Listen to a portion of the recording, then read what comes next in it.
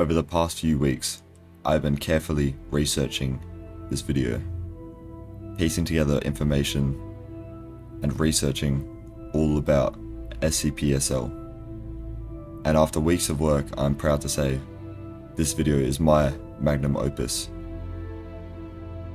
Now, today, I present to you the official SCP Secret Laboratory Iceberg video.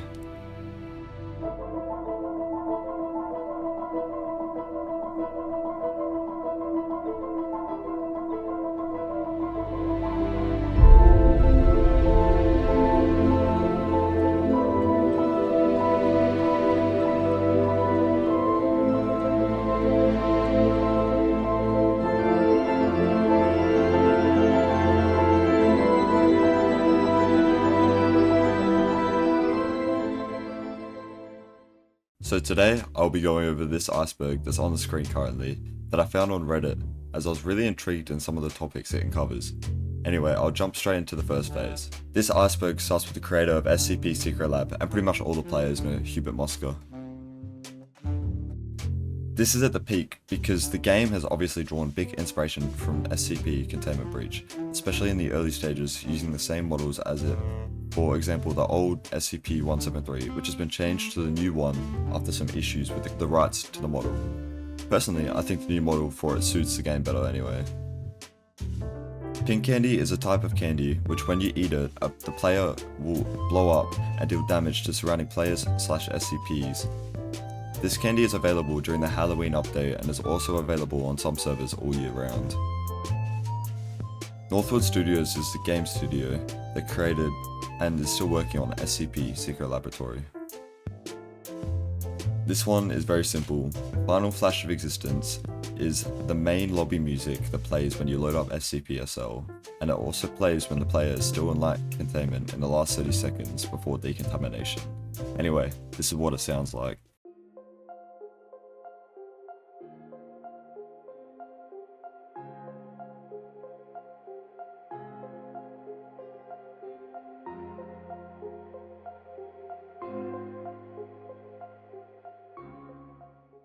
Before I continue, this video has taken me so many hours to make, and I would really appreciate it if you guys would subscribe and help me reach my goal of 1,000 subscribers by the end of the year.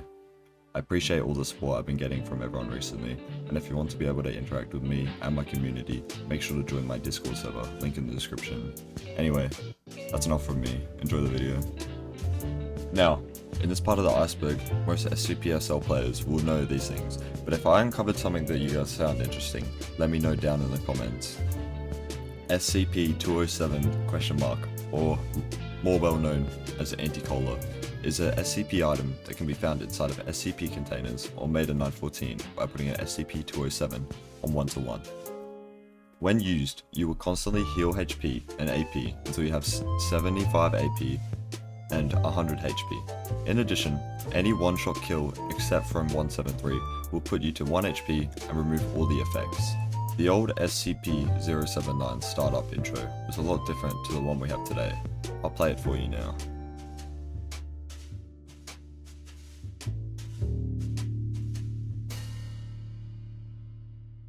In earlier versions of the game, if you were to jump and get a lag spike at the same time you jumped, it would make you remain in the air way longer than usual. I'll put an example of it on now.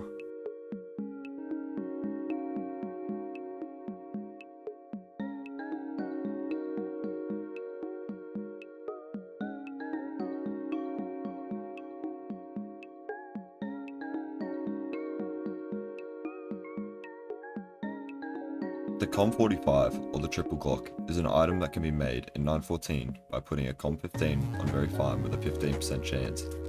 This item will unload 39 9x19 bullets into anything it fires in 1 second, which is my personal favourite weapon in the game.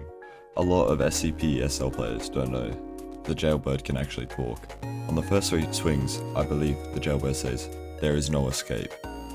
After the first 3, it will say, "You're destroying me." And right before it breaks, it will give the voice line, for both of us, "Please don't do it." I'll play a 1-minute clip of the voice lines now, posted by official Northwood YouTube channel. Get loose,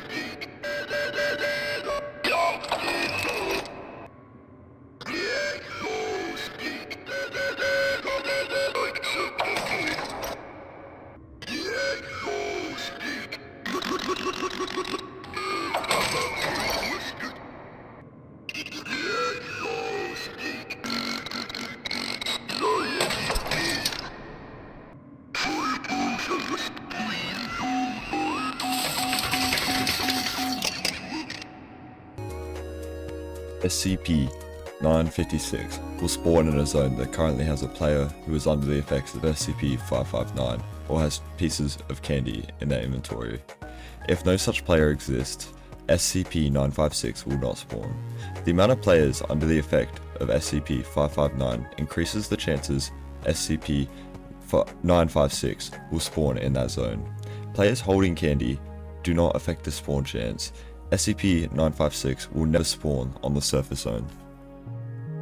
Any child who enters a 5-meter radius, which is the danger zone, surrounding SCP-956 will hear a rising tone that slowly increases the volume. If they do not leave the radius in 2.5 seconds, the SCP will freeze all children in the danger zone, while also preventing said players from using items or turning their cameras. Frozen players become intangible. They can no longer be killed by other means, though they can still communicate with their mic. The player's camera will forcibly start to pan towards SCP-956. Any player with candy in their inventory will undergo the same process, but instead of 2.5 seconds to leave the radius, they will have 20 seconds. After a few seconds, the SCP will ram into the player, killing them instantly. Players killed by 956 will explode into 20 pieces of random SCP-330 candy. 90% of the time, it is completely random what each candy is, with equal chances for every type of candy, including pink. The other 10% of the time, all 20 pieces of candy will just be pink candy. At the first part of SCP-SL, there was actually a SCP-012 containment chamber that was removed because there was never a O12 in the game. It was basically just a camping room. Tutorial is a class that is primarily used in official servers to tell off rule breakers. Apart from that, it doesn't have many other features, apart from on modded servers, where there's a different type of spawn wave. The art inside of D-class cells is the winners of the most recent art competitions. You can find this on the back half of the cells. The new Chaos and MTF models got leaked around 2022, and people didn't believe they would actually be the models that got put in the game, but now 14.0 beta has opened, we can see that they actually use these models. Pre-Parabellum update SCP-106 used to not have a Hume shield, but he was incredibly resistant to bullets. 106 used to only take about 3 damage per bullet from memory before he was reworked. Now with that, this concludes this part of the Iceberg. So now we're going to be moving on to phase 3. Now, this part of the Iceberg had some things that I didn't know about myself. Let me know down in the comments what your favorite or most interesting part in this Iceberg is. Before we had the Chaos car that we have today, there used to be an older version, which I personally like more than the current one. I'll put it up on screen now.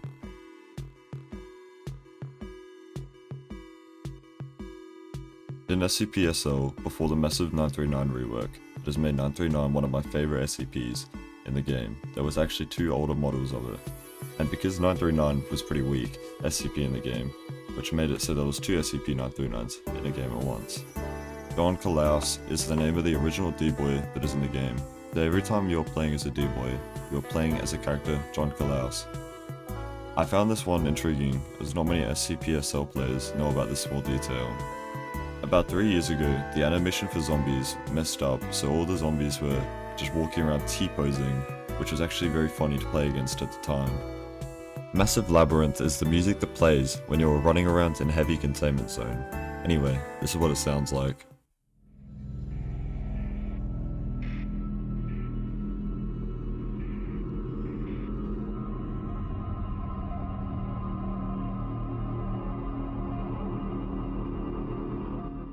When the ghost light is thrown, it will lock down and reverse the lighting in a room.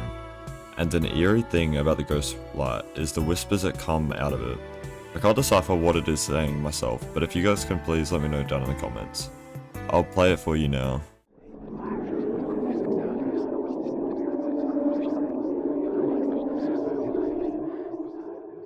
In the game's lore, SCP-999 died of an unknown cause at some point in time. It is unknown when or how he was terminated, but it was stated after the community kept asking for him to be added. From what I have researched, Cognity was the SCP-SL server owner, and from what I have read, he was allegedly a bit of a creep. I think this comment from Steam user Vlaust sums it up pretty well. I am only glad it's gone because everything behind the scenes. I enjoyed talking with the mods while I was one, But yeah, the owner was a creep and didn't want anyone to know. The plugins were messy, from the source code / prefabs I did see, but they couldn't have done them any better with how SL modding is. Maybe one day a server will match its level of fun, but until then I'm glad the community for it has kind of disbanded. If you guys really want to hear more about the SL community as a whole, I think that Orf has a really good video about it, and it's definitely worth a watch. The old 106 was a lot different to the 106 that we have today. Before he got his rework, he never had Hume Shield, but he had a ridiculous amount of bullet resistance. He couldn't go underground, but he could set up a teleport anywhere on the map.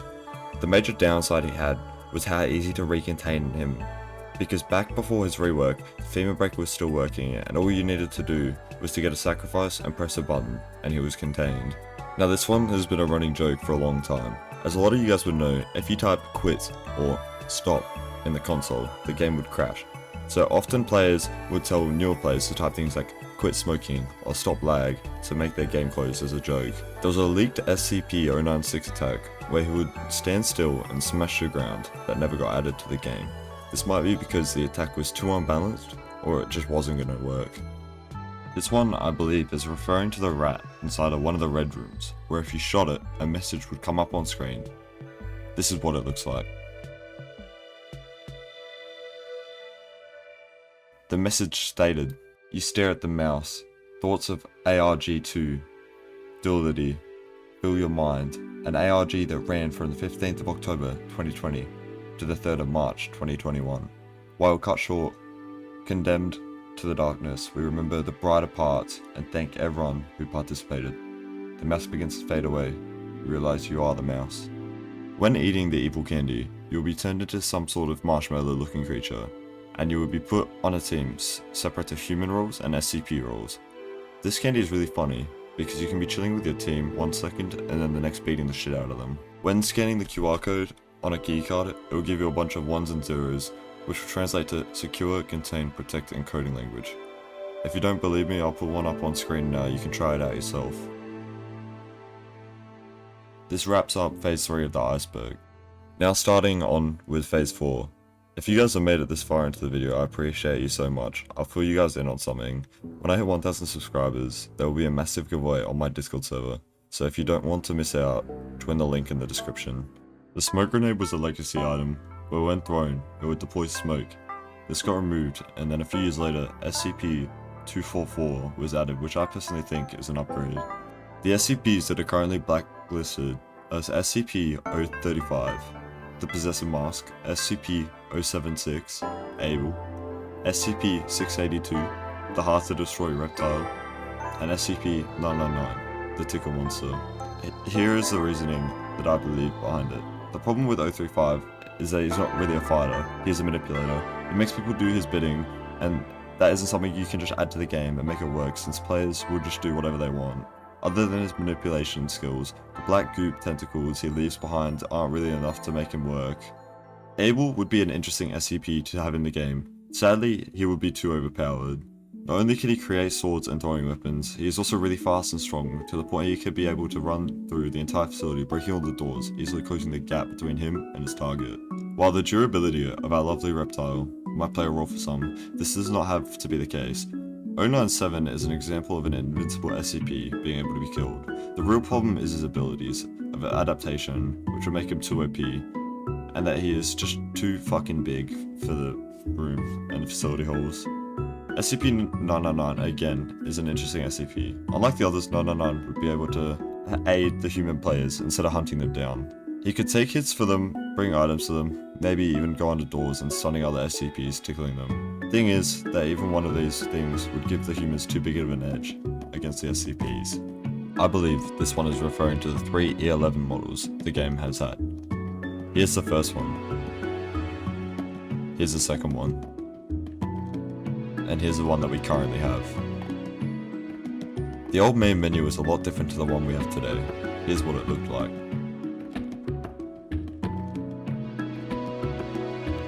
SCP-294 is a vending machine that some modded servers have a plugin for, where if you give it a coin, it would give you random items like cola, anti-cola, SCP-500, and many more.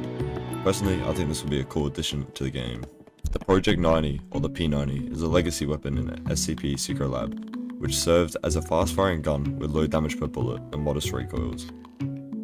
It was replaced by the Crossfec in later updates though. OPG means the operational guide, and a cool little Easter egg in the guide is that when you type redacted into the console, when on the micro information page, the particle disruptor information page will show up. The USB is a legacy weapon in SCP-SL, which fires slowly but deals large amounts of damage. The USB is a semi-automatic, high-damage weapon with a small ammo capacity and the lowest fire rate out of any gun in the game. It has 4 equipable attachments. The USB has a short delay before it could be fired once it was equipped.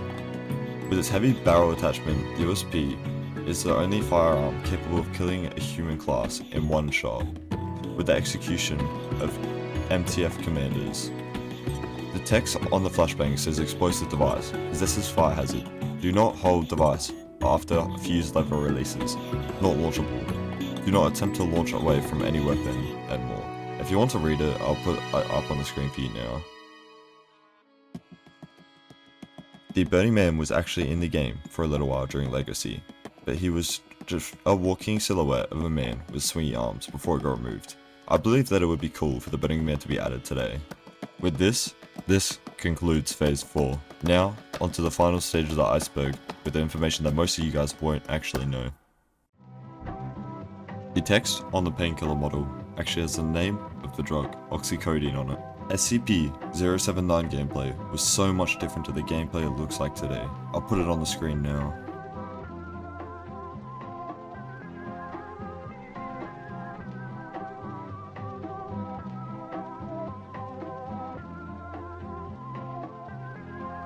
The private card was a card that the privates had 2 years ago, which is a pretty dumb card, which is why they removed it. I think they realized that sending soldiers into a facility they couldn't even access was stupid, and gave all of the MTFs a sergeant card at minimum. The beginning ARG started on the 16th of December in 2019. The Discord server called Redacted appears to be where the ARG took place. A plaque commemorating the beginning was placed in SCP-079's room in the 8th build on the public beta branch for this Scopophobia update. It can be interacted with. See the names of the various players that participated in the beginning ARG. One day, Site-19 just disappeared. All communications were completely cut off. A site-wide containment breach was suspected, so MTF units were dispatched, but they found no Site-19. Foundation organized excavation in its place, because you don't just lose a facility that is the size of a small city. It is what we see in the 939 teaser trailer. Soil samples were taken for testing. In the soil, they found a mysterious substance named S/19-13. It is suspected that this substance is the cause of SCPs mutating. New-7, or Hammer Down, who were guarding the excavation site, managed to contain a wild instance of SCP-939, later designated as SCP-939-168. Later during testing, it was found out that in its gas, there is S/19-13 substance. Because of that substance, 939-168's gas is different than the other 939s have. It causes people to completely forget 939 as a whole. The tendrils was these weird red strings that were appearing on a player's screen during a beta testing server, and it turned out to be a big conspiracy that Northwood was making a new SCP. It was later found out to be a big visual bug. I'll put the 4 screenshots I found from Discord user Techno on screen now.